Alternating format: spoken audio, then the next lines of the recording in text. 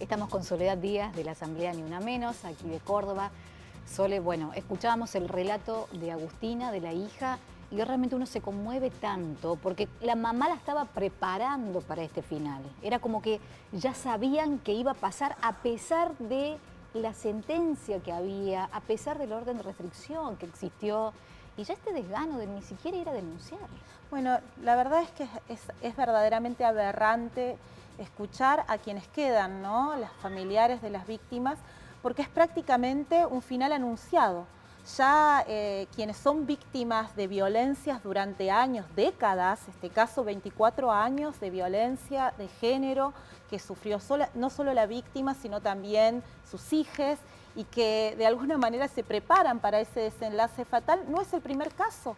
Lo vemos hace muy poquito en el caso de Alta Córdoba de Milagros Botone, también 30 años de violencia de género. Hace 5 años habían comenzado a hacer denuncias reiteradas. Incluso en este caso Milagros, la hija, empezó a solicitar que se le diera un botón antipánico para resguardarse de su progenitor y finalmente terminó en ese desenlace fatal. Claramente, cuando nos planteaban que el problema era que las mujeres no denunciaban, bueno, finalmente tuvo que surgir este enorme movimiento, este Ni Una Menos, que gritó, el Estado es responsable. Hicimos las denuncias, se hacen las denuncias y son años de que no haya respuestas. Y esto no solo tiene que ver con la falta de una actuación por parte de la justicia, sino con el conjunto de un régimen que se dedica a revictimizar a quienes formalizan las denuncias no dando respuestas.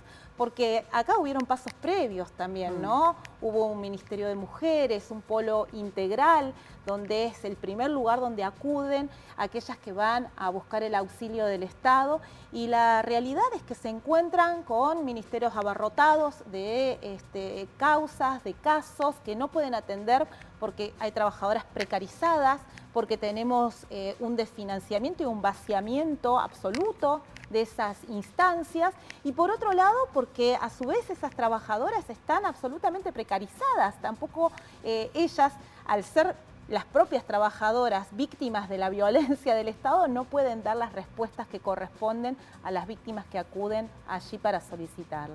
Sole, pareciera que nunca se le termina de poner el cascabel al gato, porque a nivel nacional tenemos un Ministerio de la Mujer, de Género y Diversidad, donde se destina una partida presupuestaria importante. Aquí en Córdoba también hay campañas. Pareciera que el mensaje se está dando por todos lados, pero el cordón se sigue cortando por el lado más débil, el de la víctima.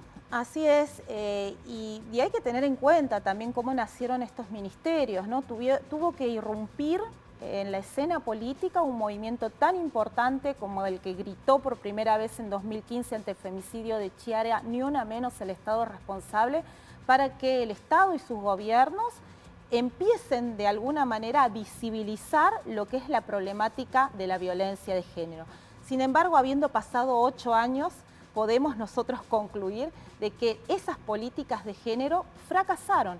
Y fracasaron porque continuaron con el mismo rumbo político que tiene en general el gobierno, que es cortar por donde se corta el hilo, por la parte débil, que son en este caso quienes sufren no solamente la violencia doméstica, sino que a su vez también sufren la violencia de un Estado que las precariza, que nos coloca en una situación de desocupación. Las mujeres y las diversidades en nuestro país ocupan el 70% de esa franja de las personas más empobrecidas que hoy componen esos 18 millones de personas que están en la pobreza en nuestro país. Entonces, si no hay una solución de conjunto, estas medidas que se toman no dejan de ser demagogias, no dejan de ser una cáscara vacía que finalmente no da una solución. Por eso también nosotras estamos cuestionando desde el movimiento de mujeres y de disidencias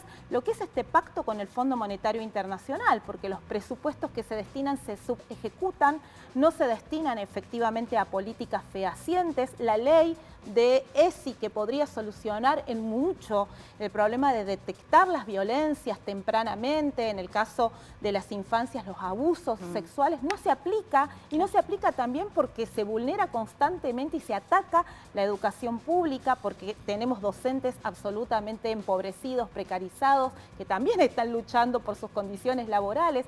Entonces, en un cuadro en que las mujeres, las infancias, las disidencias quedan relegadas al último lugar de una cadena de opresiones y de sometimientos, claramente que este Estado no va a poder dar una respuesta. O sea que es más complicado de lo que nosotros pensamos. El escenario que estás planteando directamente es como que hay una imposibilidad mayor, digamos, para poder ejecutar toda esta clase de políticas, pero a la vez uno se pone a pensar, porque existen también modificaciones, bueno, este agravamiento del homicidio que el Código Penal prevé con la figura de violencia de género, de femicidio y demás, lo que son los protocolos de actuación, botón antipánico, orden de restricción.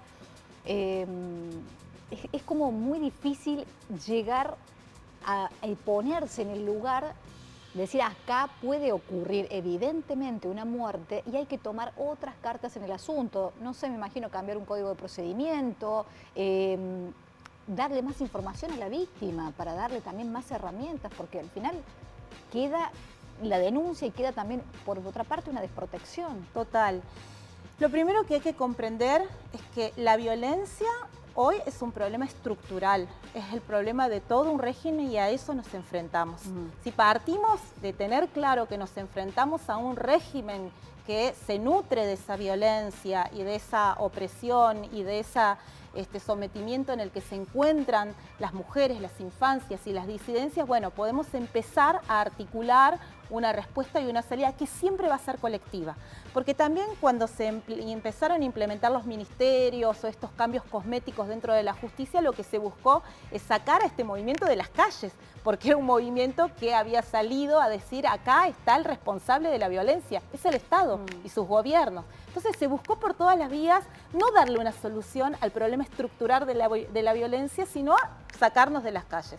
Bueno, a 8 años seguimos en las calles y lo que planteamos concretamente es que la salida solo puede venir con la intervención de este movimiento en las calles, con independencia de los gobiernos, y en ese sentido es que nosotros defendemos la necesidad de que por supuesto se destine un presupuesto adecuado, de que las funcionarias que están a cargo de estas instituciones no sean funcionarias puestas a dedo por gobiernos para los cuales responden y por último terminan aplicando las mismas medidas de ajuste, de violencia que desarrollan estos gobiernos, que planteamos la necesidad de que se garantice la educación sexual, que se garantice una justicia independiente, que no sea solo, en este caso, misógina, pero también que en muchos casos es clasista, porque las mujeres pobres no llegan muchas veces a acceder a lo que implica la justicia, tener un defensor como corresponde. Las medidas cautelares,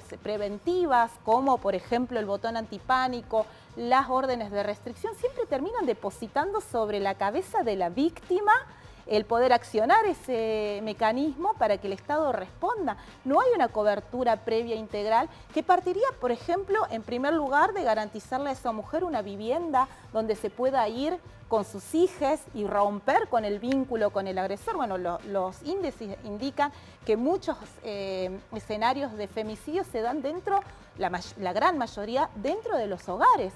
¿Por qué? Porque las mujeres no pueden romper en una realidad en la que tenemos un salario de indigencia y donde los alquileres están por arriba de lo que puede acceder cualquier trabajador. Bueno, las mujeres estamos viviendo esa realidad y muchas veces se quedan con los agresores porque no tienen dónde ir, ¿no? Entonces esa es una realidad. El problema del trabajo, las mujeres somos las que integramos esa legión de precarizadas que es imposible que pueda acceder en muchos casos a un trabajo estable, formal y con las condiciones de género también, las condiciones laborales de género, como contar con un jardín maternal donde dejar los chicos o que se dispongan las licencias maternales. Todo ese conjunto de cosas solo pueden garantizarse con una intervención de las mujeres, de las disidencias, con absoluta independencia de todos los gobiernos, y en ese sentido, bueno, estos ministerios no están cumpliendo ese rol.